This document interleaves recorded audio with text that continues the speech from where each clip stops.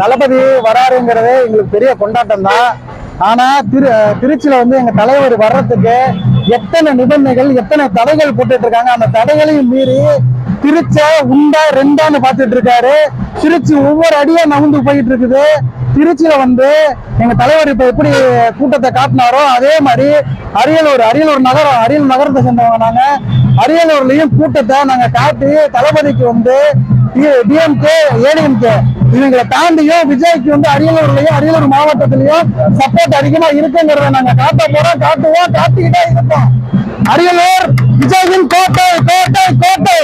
தமிழக வெற்றி கழகத்தின் நாங்கள் கள்ளக்குறிச்சி மாவட்டத்திலிருந்து பெரம்பலூர் மாவட்டத்துக்கு எங்கள் தளபதி அவர்களை பார்ப்பதற்காக வந்திருக்கிறோம். இன்னும் சற்று நேரத்தில் எங்கள் தமிழகத்தை அளவிட்ட எங்கள் தமிழக தலைவர் அவர்களை தமிழக தலைவர் வரல என்று சொல்லிக் கொண்டிருக்கிறார். இன்று வந்தால் என்ன நடக்கின்றது இன்று ஒரு எடுத்துக்காட்டாக இருக்கிறது. இப்பொழுது திருச்சி அலறிக் கொண்டிருக்கிறது. அரியலூர் இன்னும் திருச்சி திணறிக் கொண்டிருக்கிறது. அரியலூர் இன்னும் கொஞ்சம் அலற விட போகிறது.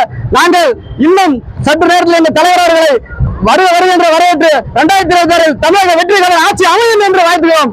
வாழ்க வாழ்க.